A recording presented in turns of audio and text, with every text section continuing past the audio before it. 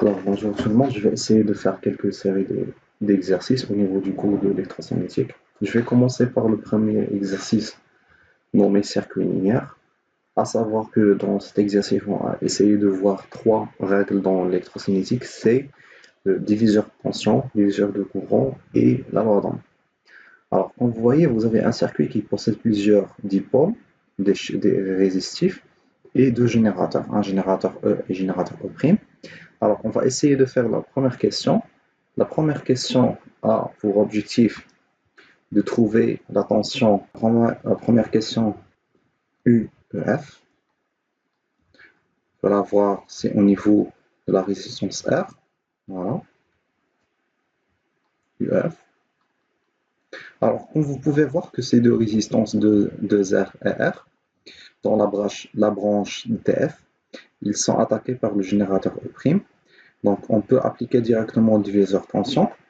Le diviseur de tension au niveau de E', il va être égal au générateur E' multiplié par la résistance en bande de la branche EF, qui est R, divisé sur la somme de la résistance dans la branche DF, donc 2R plus R. Donc, pour simplifier, on va voir que E' égale à UEF égale à la E' divisé par 3, diviseur de tension. Alors, dans la deuxième question, il vous demande de trouver l'intensité I0 dans la branche principale qui est AF, entre le potentiel V et le potentiel F. Alors, comme vous savez que le courant provenant du générateur E, en général, il va alimenter la charge en borne de la branche A et F. On peut voir ici qu'il y a une association de résistances qui sont en parallèle. Donc, en tout cas, il faut simplifier la branche pour calculer l'intensité, pour trouver l'expression de l'intensité I0. Alors, la simplification, on va voir que la branche de A jusqu'à D, il va avoir une résistance R et une autre résistance équivalente qui est formée par R en parallèle avec la résistance de R en parallèle avec la résistance R de la branche B jusqu'à C, puis une résistance R en série de la branche C jusqu'à la branche D, puis vous avez dans la branche D jusqu'à F une série de résistances de R plus R de la branche D jusqu'à F. À savoir qu'il y a un autre générateur nommé E', qui va attaquer la branche D jusqu'à F. Et aussi, on a le première source de tension E, comme ça. Branche du potentiel F jusqu'au potentiel A. Très bien. Donc, l'objectif, c'est de trouver l'expression de I0. Alors, on peut voir que I0, il va parcourir trois résistances en série, la résistance R équivalente, et une autre résistance R, de la branche A jusqu'à D. Donc, on peut voir, en raison de simplification, on peut avoir qu'il y a un générateur E, comme ça, et une autre résistance qu'on peut nommer R équivalent prime, de la branche du potentiel A jusqu'à potentiel T, et une autre source de tension, comme ça, prime. La résistance R équivalente, elle est formée, R équivalente prime, formée de la résistance R plus R équivalente, pardon, pas prime, juste R équivalente, plus une autre résistance R. Alors, on peut voir que ces trois résistances sont 2R plus R équivalente, qui est R en parallèle avec R. En raison de simplification, ça va devenir R sur 2.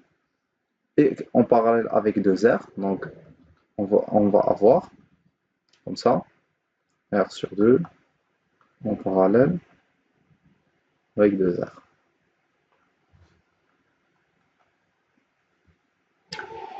La simplification, 2 sur 3 R multiplié par 2R.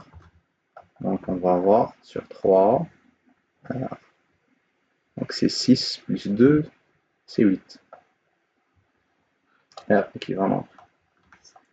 Alors, on peut voir dans ce circuit équivalent, ce circuit simplifié, que le courant I0 appliqué aux bornes de la résistance R équivalente, et aussi on a deux tensions E et E' qu'on peut aussi les simplifier. Si on veut avoir la tension EAT, on peut dire que c'est E', c'est E moins E', comme ça.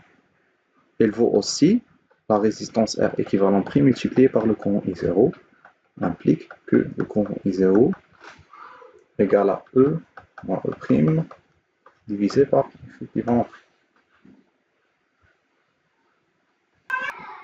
Maintenant, je vais passer à la troisième question. L'objectif, c'est de calculer l'intensité I' provenant du générateur E'. Donc, elle est ici. Pourquoi on a pris le même sens de la tension?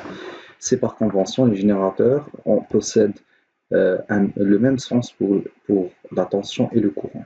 Néanmoins, le courant au niveau des charges, il est en opposition de sens avec la tension E'. Donc il sera comme ça. Donc, on peut le nommer I seconde. Donc l'objectif c'est de trouver l'expression de I'. Ici on va appliquer la loi des nœuds. D'accord? La loi de nœuds au niveau de la nœud D. Donc à savoir que le courant entre la branche A et D, c'est le courant I0, comme on l'a déjà dit dans les questions suivantes, les questions précédentes, pardon. Donc si on applique la loi des nœuds au niveau de la nœud D, on va avoir que la somme des courants entrants, les courants entrants c'est I' plus I0, égale les sommes de courants sortantes, le courant sortant c'est I seconde. Maintenant, à savoir que l'expression du courant I seconde, en appliquant la loi d'Ohm, on va avoir que c'est E' divisé par la somme des résistances qui est 2R plus R, et 3R. 3R. L'expression, on a déjà vu que I0 a pour expression E moins E' divisé par la résistance équivalente prime, qui est 8R sur 3. Donc on peut dire que I' égale I seconde moins I0 qui vaut E' sur 3R moins 3 E' divisé sur 8R. Vous pouvez simplifier ou vous pouvez la laisser comme ça. Maintenant pour la question 4. La question 4, dans cette question, on va appliquer le diviseur du courant. On va voir pourquoi. Alors, pour appliquer le diviseur de courant, il faut en tout cas avoir des résistances qui sont en parallèle. Donc, dans la branche PC, on a 3 résistances qui sont en parallèle. R qui va être attaqué par le courant I1, 2R qui va être attaqué par le courant I2, et un autre R qui va être attaqué par le courant I3. Alors, si on veut appliquer la loi, le diviseur de courant, je vous conseille en tout cas d'avoir 2 résistances. Donc, si par exemple vous voulez chercher I1, donc on va laisser la branche BC au niveau de la résistance R et on va associer les 2 résistances, 2R et R. Alors, en associant les 2 résistances qui sont en parallèle, on va avoir une résistance R équivalente qui vaut 2R sur 3. Donc, 2R sur 3, c'est pour le courant I2 plus le courant I3. La loi des nœuds. Et la résistance qu'on va la laisser, c'est R pour le courant I1. Et bien sûr, quelle est la source de courant appliquée? C'est le courant I0, parce que le courant I0 attaquer aussi, il existe aussi dans la branche B, C. Alors, si on applique la loi ou bien diviseur de courant, pardon, I1, il faut le courant source I0 multiplié par la conductance au niveau du courant I1. La conductance au niveau du courant I1, c'est 1 sur R, divisé sur la somme des conductances dans la branche BC, c'est-à-dire 1 sur R plus 3 sur 2R. Pour simplifier, il suffit seulement de remplacer l'expression de I0 par la valeur qu'on a trouvée hier, qui est E moins E' divisé par 8R divisé par 3. Donc vous pouvez la remplacer ici pour avoir l'expression de hier. Et vous faites la même chose pour les deux courants I2 et I3. Merci pour votre patience. On va essayer de faire un autre exercice, normé réseau linéaire en régime continu.